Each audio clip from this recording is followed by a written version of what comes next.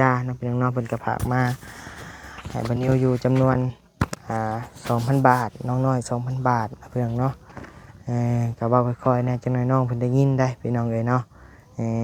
เดี๋ยวบัดนี้สิไปสะพายเพิ่นจำนวนเงิน 2,000 บาทเนาะพี่น้องเนาะก็ก่อนอื่นนั้นทางบันนิวก็ขอขอบคุณขอบใจเด้อเนาะทางแม่พรพันธ์นะพี่น้องเนาะจากฝั่งไทยที่300,000พี่น้องเอ้ยเนาะ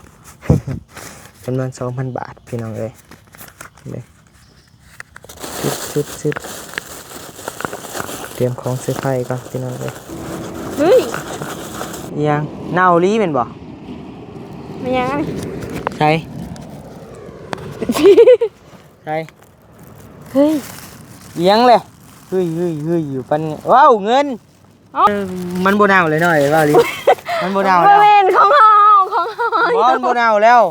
ของเฮาเน่าก็สิกินบ่เตี้ยโดยสวัสดีเด้อแล่นี่น้องน้อยเอาเฮ็ดเฮาทงหนึ่ง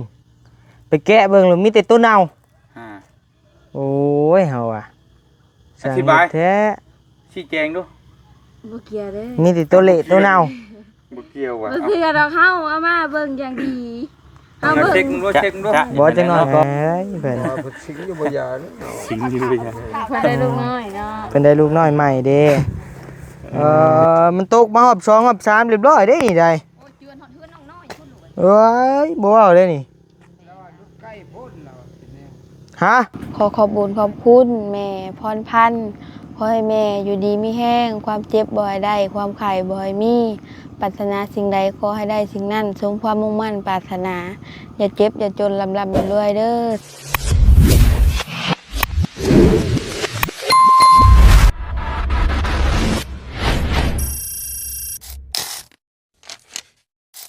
ฮึบพี่น้องเอ้ยมันแม่นพี่สังแหละนี่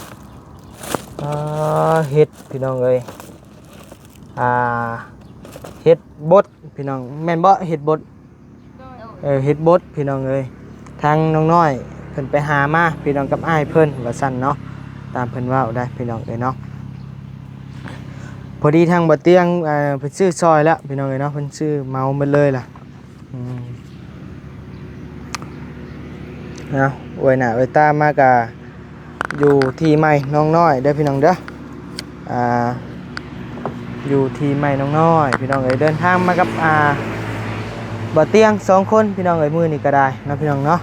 ทางง่ายเพิ่นก็เอารถไปซ่อมไปแปลงพี่น้องเอ้ยพอดีเลยกับทางบ่นิวก็เอาใหญ่มาก็เลยไปหับอ้ายเพิ่นมาเวียกมางานนำกันพี่น้องเอ้ยเนาะพอบ่ได้ไป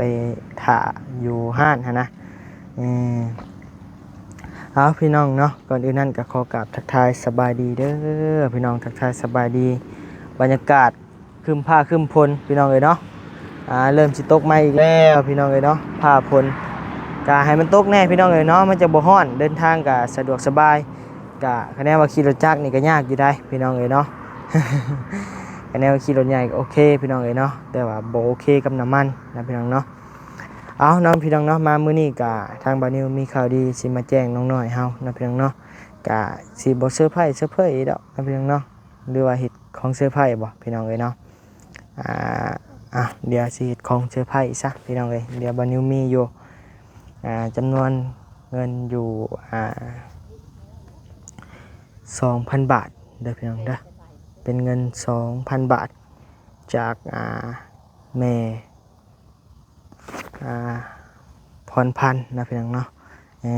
ทางแม่ฮักนี่แหละพี่น้องเนาะเพิ่นก็ฝากมาหลายเทื่อแล้วแหละพี่น้องเนาะพอมันก็ฝากให้ทางบ่าวนิวน้ำแน่พี่น้องเอ้ยถามให้บ่าวนิวเติมน้ำมูกน้ำมันพี่น้องเอ้ยซื้ออยู่ซื้อกินซื้อยุกซื้อยานะพี่น้องเนาะเพิ่นก็ฝากมาให้บ่าวนิวอยู่จำนวน2,000 บาทน้องน้อย 2,000 บาทนะพี่น้องเนาะก็เว้าค่อยๆแน่จังน้อยน้องเพิ่นได้ยินได้พี่น้องเอ้ยเนาะเดี๋ยวบัดนี้สิไปสะพายเพิ่นจำนวนเงิน 2,000 บาทเนาะพี่น้องเนาะก็ก่อนอื่นนั้นทางบ่าวนิวก็ขอขอบคุณขอบใจเด้อเนาะทางแม่พรพันธ์นะพี่น้องเนาะจากฝั่งไทยที่ยังเบิ่งแยงลูกแล้วก็ยังคิดเห็นทางน้องน้อยนะพี่น้องเนาะแล้วก็ขอให้แม่อยู่ดีมีแรงความเจ็บบ่ได้ความไข้บ่มีเด้อแม่ขอให้แม่สุขภาพเข้มแข็งเนาะพร้อมด้วยครอบครัวของแม่ก็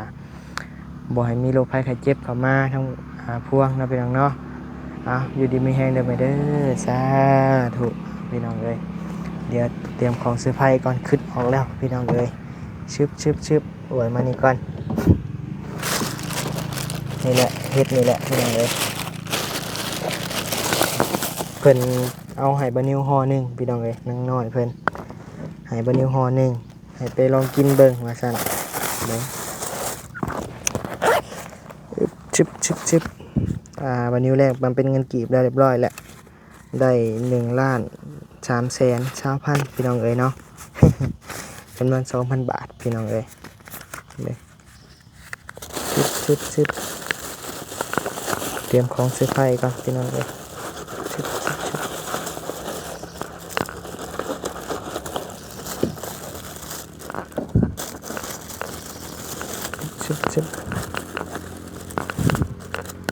เสียงไว้นี่แหละวันนี้สิตัวเพิ่นว่าเอาเฮ็ดให้บานิวก็เอาเฮ็ดเน่าให้นะพี่น้องเอ้ยแกะเบิ้งเราสิว่านะไปพี่น้องเอ้ยน้องเป็นกันนั่งนี่แหละครับบ่เห็นดอกเว้าคอยพี่น้องเอ้ยชึบ ให้อิ่มกินข้าว ตัวอิ่มแล้วกินข้าวนะ ดีโลเนาะ สบายดีเด้อบ่เตียงโดย สวัสดีเด้อ แล้วนี่น้องน้อยเอาเฮ็ดเฮาทงหนึ่งไปแกะเบิ่งแล้วมีแต่ตัวเน่าโอ้ยเฮาอ่ะ อธิบาย แท้ ชี้แจงดู บ่เกี่ยวเด้อ มีแต่ตัวเละตัวเน่า บ่เกี่ยวว่ะ บ่เกี่ยวดอกเฮาเอามาเบิ่งอย่างดีเฮา เอา เบิ่ง เช็คมึงด้วยเช็คมึงด้วย บ่จังน้อยก่อนหาได้4 นาทีหนึง เออเดี๋ยวจังน้อยมันเละอะยังว่ามันเน่าหมดแล้วมันถึกน้ำใช่พ่อเฮ็ดหยังไงนะพ่อ จุ๊บไผยัง จูไปว่าบ่มีอดควันเนาะบ่มีหยัง หนาวบ่ บ่จุเมียนมันจังว่าคนอยู่ไผแหน่ทำบ่จุไผได้แล้วนะ โดย คือบ่มีคนบ่ บ่ได้มันพัดมัน นอนผู้เดียวบ่มื้อแรง เจ้าน อนเผาไม้เผาต้อเลยเนาะบัดนี้เนาะเฮ็ดจังได๋แก่มาเลยสร้างรถบ่มาบาดนี้สร้างยังเฮ้อลูกใหม่อยู่พอย ใหม่แล้วแล้ว ยังเฮ้อลูกใหม่อยู่ยังจักดมก้นลูกใหม่อยู่ตอนได้ลูกใหม่แล้วบาด จะอย่างนั้นแหล้วเนาะ เอ้ยเพิ่น ว่าเพิ่นสิงอยู่บ่ยาเนาะ สิงอยู่เลยจ้ะ เพิ่นได้ลูกน้อยเนาะ เพิ่นได้ลูกน้อยใหม่เด้เออ ดีเลยลูกดีกว่าบ่ได้ เนาะ เนาะ ชุบยา ชูบอีกแล้ว ถ้าชุบ ว่าดอก ปลาโดบ่ไหวเลยเออ กินน้อยเดียว หน่อยเอาพักผ่อนเด้อเด้อเดี๋ยวสิย่างเลาะนี่ก่อนโดย ไปเบิ่งดู ต่อ ไอ้เลาะนี่น้อย แล้วนี่เห็นนี่ก็มีแต่นี่แหล้วมันล่มมันเลยนี่ใส่ลงมาพี่โอ้ไหลลงหมดแล้วพี่น้องเอ้ย ยัดดินใส่กระสอบ น้อยทะเลได้นี่ ชอบมาก มานอนหาดทรายนี่มาเล็กชื่อไปเอาอึ่งมาไป เอาอึ่งมาขุบแถวนี้บ่ อด นี่ก็มาหาบัด มาหาแม่ใช่เนาะมาหาแม่ มันสิมีบ่อึ่งน้อยฝนตกนี่ในนี่นะ บ่มีแต่กบเขียด บ่โอ้เห็ดเป็นน้องโอ้ลมเห็ดเป็นน้องซะไอ้วะให้เพิ่นมาดุดอีกเห็ดเป็นน้องเลยเลี้ยงปลาดุกขาย นี่เบิ่งจนสิฮอดนี่นะ พอโตพี่บัตรเฮือนน้องน้อยพี่น้องเอ้ย พวกเขาพูดให้กว่าเฮาอีก เกิดภัยพิบัติ บ้านลงเท้า มันตกมาหอบ2หอบ3เรียบร้อยได้นี่ได้ โอ้จวนฮอดเฮือนน้องน้อยพุ่นหลวย เอ้ยบ่เว้าได้นี่ แล้วว่าดุดใกล้พ้นแล้วเป็นแนว ฮะ ดุดใกล้พ้นแล้วเป็นแนวดุดขึ้นมาเห็นบนห้องลิ้นห้อง เพิ่นให้มันดุดไกลรถมันอันนั่นแหละมันไกลเขามันก็สิราคาสูงอ่ะนะแล้วก็ดินเจ้ามันน้อยเด้อยู่เบื้องผมมันเป็นค่อยลงนะแฮงไปดุดพุ่นแฮงตื่มตดแล้ว มีแต่หาวิธีแก้เอาไม้มาซักเอาพอเอ้ยแล้วก็ปลูกกกไม้บาดนี้ซื้อกกม่วงมาปลูกพี่น้องเอ้ย ปลูกพวงไข่ มะม่วงไข่มะม่วงชุกเขียวนะมะม่วงแก้มแดงโอ้ว่าเรื่องปลูกนี่ถามบ่เตียงเด้อปลูกชนิดใดจังคัก โดย สุดๆแล้วกับอันกกหมอกกกไม้พี่น้องเอ้ยเล่านะ คุยเรื่องเพื่อนก่อนนะจังว่ามันปลูกใหม่ เออ ไม่ยากดอกปลูกใหม่พอจะมีฝนมาเนี่ยตายแล้ว เด้อ เอาเพื่อนก็มันกินไปเพื่อนแหละฮะ มันต้องหามาใส่ได้ปะนี่ได้ มันแห้งลูก เอาตัวมีหากหลาย หัวไข่หัวไข่ เบื้องต้นกับห่วงไข่เอาง่ายๆก่อนนี่ก็เอาเข่านี่มาห้อยจะก่อนนี่ ให้มีเขาแล้ว เอาเข่าเนี่ยมันเป็นคือก้านี่นะให้มันแตก ให้มันแตกแค่นี้เนาะ เนี่ยมันแตกไวเด้ เด้อ ที่อื่นนะมันพืชใหญ่นะมันช้า มันช้าแล้ว เอาเข่ามาชักจะก่อน หากอันดับแรกนี่เจะต้องไปขุดดินมาใช้อันดับแรกนี่ แม่น กับซักไม้ลง จะแบกและลูกรถไทยเด้ ไข่ครับ โอ้ลูกชายเด้ นี่แหละคือ บ่ใช่เอาตัวนี้ขึ้นนี่ แต่อะไรเอาคุณดูนะ พี่น้องเอ้ยหมดแล้ว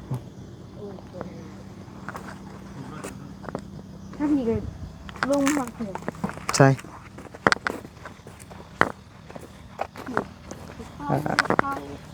นี่ให้จะกระสอบเดี๋ยวนี้ก็ได้หน่อย มันเป็นรูปทางนี้ดิ อื มันก็เป็นอะไรมันก็เขาพาบอกมันก็พูดเลย แนวมันแล้วนี่จังหน่อยมันก็ไล่ลงไปมันเลยนี่และพยายามเบิ่งมันเข่าเฮือนนี่แหละนี่มันเห็นหอดตีนเสาเลยนี่เห็นบ่หอดตีนเสาเลยพี่น้องนี่ตีนเสาได้นี่พยายาม เนี่ย เด้อ ทางนี้มันเป็นห่อข้างหลังเป็นคู่เด้มัน นี่กำหูแถวนี่อัดรถนี่พุดอัดรถนี่หูน่ะก็คือกัน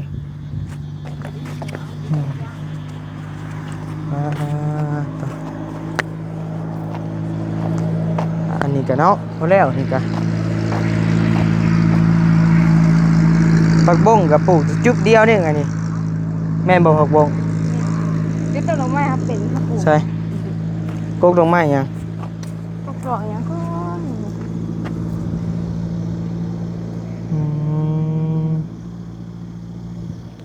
ใบสาบเสือได้กกสาบเสือได้นี่แม่นบ่หักหญ้าได้นี่ไผมาปลูกฮะ เอาแล้วปลูก บ่มันดีหยังเจ้าอ่ะแม่นบ่เลยกกสาบเสือ แม่น ไปไปนั่งคุยกันอยู่พุ่นแหละกกไม้กกตอพุ่นแหละนี่เจ้าเฮ็ดให้อ้ายนี่มันเน่านี่ไปเบิ่งไปแก้เบิ่งเฮ็ดจังไดของผากของต้นเอาแนวเน่าผากมันบ่ได้หน่อยเอ้ย เก็บดอกไม้แล้วจ้ะ ต้องไปหาใหม่มาให้รถต้องไม้เป็น2ห่อหอมนี่ หายค่ะ ต้องหาบ่อนจะไปพุ่นแหละโอ้เป็นหนองเนาะตัวเฮาขุดนี่เนาะ เป็นน้องเลย ได้อยู่ไถนาก็ได้อยู่เอาดินเบื้องทึงมาใส่ฮะ สั่งให้คุย ว้ายกูเพื่อนหยอกน้องเพื่อนพี่น้องเลยพอได้หัวโอ้ใส่อึ่งนี่คักได้นี่คักได้นี่พี่น้องเลยนี่ต้มอึ่งชั่วอึ่งสมคักเลยหาอึ่งมาสู้กินดีกว่า มือได้มันอายบ่ ชั่วให้กินนี่ มือได้อายบ่มาได้ที่ทาฟุก นั่งนี่ หมดแล้ว พี่นั่งบนมันบุ้งไม่หมดพี่ หมด หมดขึ้นแล้วมันฝนตก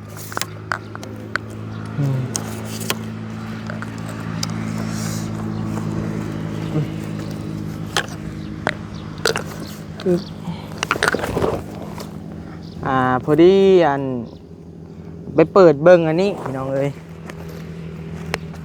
เฮ็ดนี่รับผิดชอบในได้บาทนี่บ่ ตัวไม้ ใส่พี่ยับมาพี่ หมดคุณ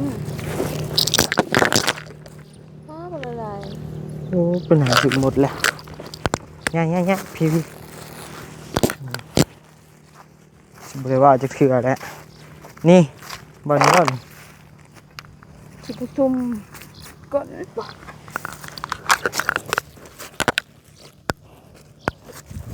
นี่บ่หมดทาง นี่กัน เดี๋ยวมานะเอาแกเบิ้งเอาแต่ตัวเน่าให้กันเราพี่น้องเนาะ เฮ้ย ยังเน่าลีเป็นบ่ มันยังไง ใช่ใช่ เฮ้ย ยังเลยเฮ้ยอยู่ปันว้าวเงิน เอ้า เออมันโบเน่าเลยหน่อยว่าลีมันโบเน่า บ แล้ว ริเวณของเฮาของเฮา มันโบเน่าแล้ว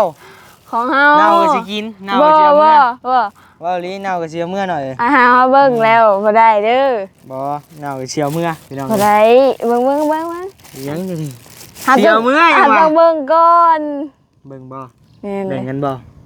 บ่ได้เฮาเดี๋ยวเฮาเป็นคนเบิ่งเนาะ เอาอ้ายคิดว่ามันเน่าเนาะ บ่ มันบ่เน่าแล้วบัดนี้เอาซะเอาไปเฮ็ดได้กินเฮ็ด หนึ่ง เงินไผแหละ ขอนับเบิ่งเลยเด้อ นับเบิ่งก่อนอ่ะ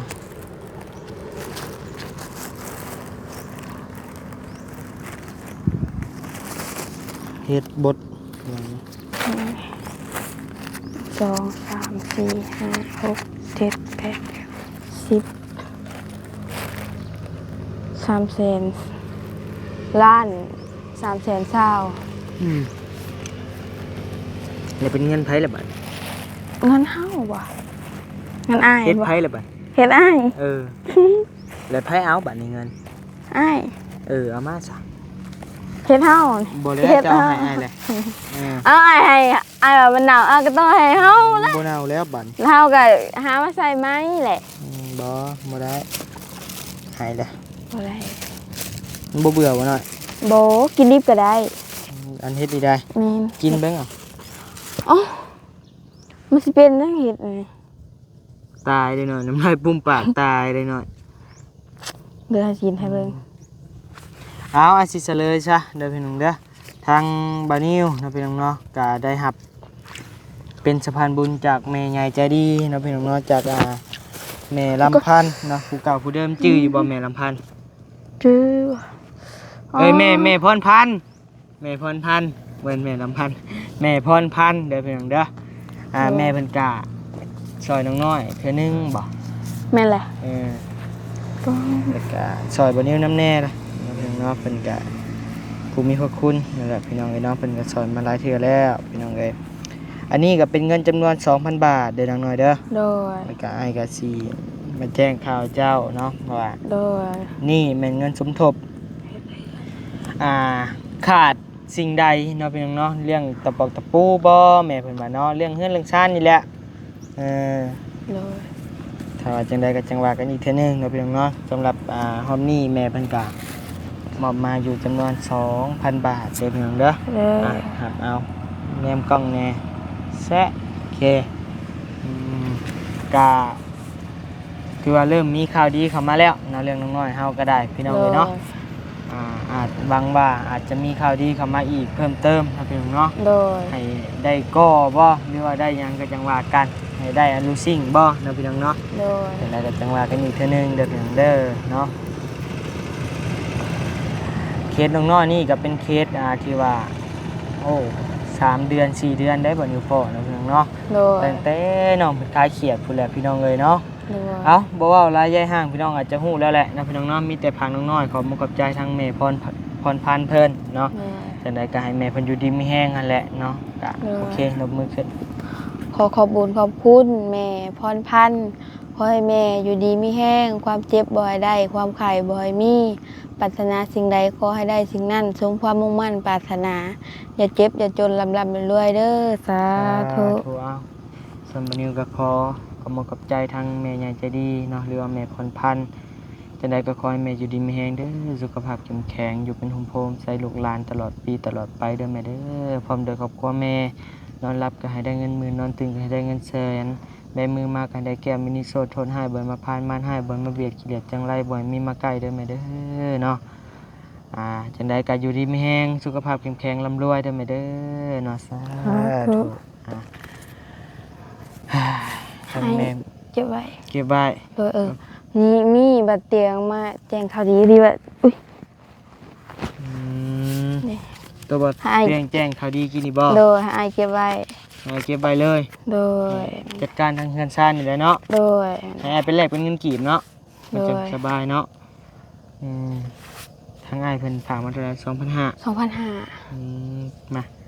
ให้อ้ายเก็บไว้เนาะส่วน โดย เฮ็ดเพื่อนเนาะ โดย จำนวน 2,500นะเพียงเนาะรวมกับของบ่นิวก็เป็น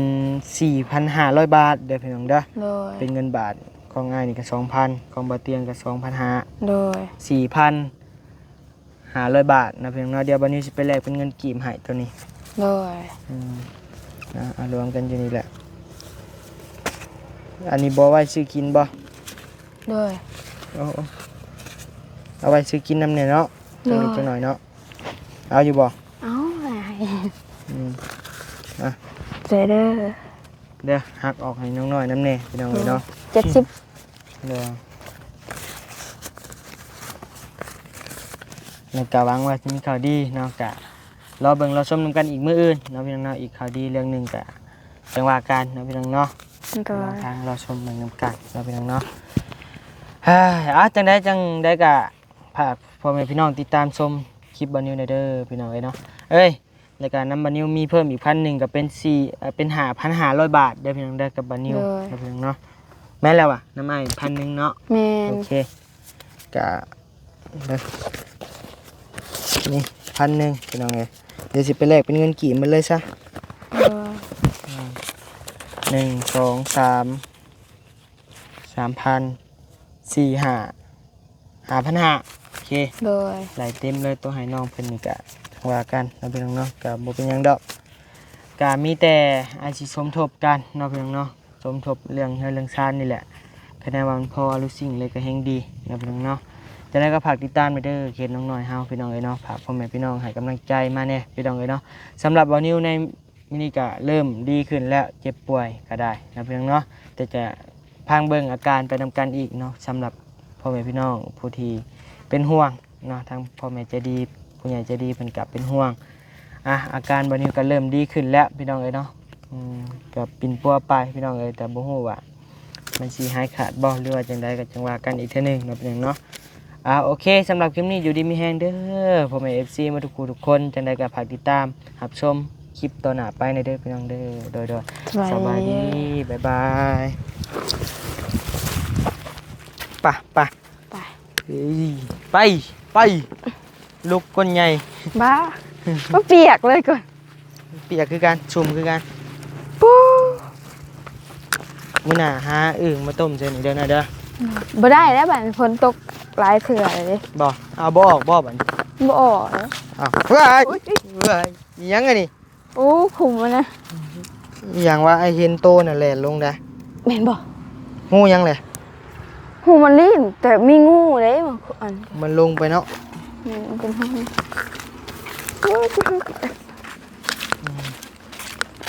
ไปโอเคพอกันใหม่ในคลิปหน้าพี่น้องเอ้ยสำหรับคลิปนี้อยู่ดีไม่แห้งเด้อเด้อ